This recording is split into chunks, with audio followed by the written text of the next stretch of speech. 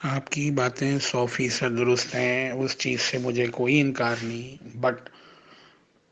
کچھ چیزوں کے ایکسپیرینسز جو میں فیس کر رہا تھا اس کا یہی نتیجہ اگر ہونا تھا تو وہ زیادہ بہتر ہے کہ جو نکل کے آ گیا۔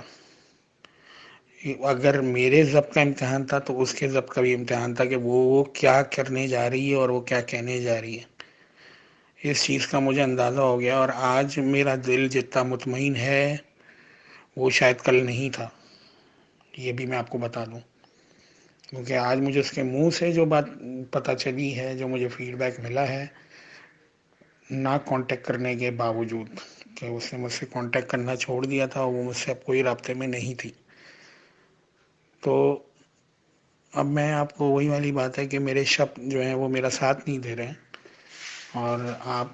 کا تجربہ سر آنکھوں پہ ہے، میں اس کی قدر کرتا ہوں، مگر کچھ مردوں کے بھی سائیکلوجیز ہوتی ہیں، کچھ مردوں کے بھی ایک رولز ہوتے ہیں۔ بات پھر وہیں آ جاتی ہے کہ ایکولنسی کی بات کی جاتی ہے کہ مرد اور عورت دنیا میں برابر ہیں، مگر عورت پھر بھی ناعقل ہی ہوتی ہے۔ یہ بات نہیں ہے کہ میں غلط بول رہا ہوں یا سچ بول رہا ہوں، مگر یہ بات ثابت ہے، قرآن سے بات ثابت ہے کہ عورت کو مرد کی پسلی سے پیدا کیا گیا ہے، عورت ناعقل ہے، اس کے اندر عقل کا نہیں ہوتی۔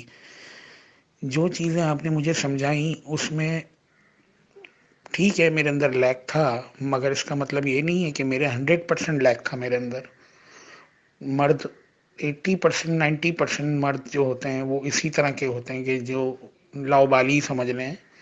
میں اکیلا نہیں ہوں، ہر مرد کا یہ حال ہے، اس کے گھر میں اس کے بھائیوں کا مجھ سے زیادہ برا حال ہے۔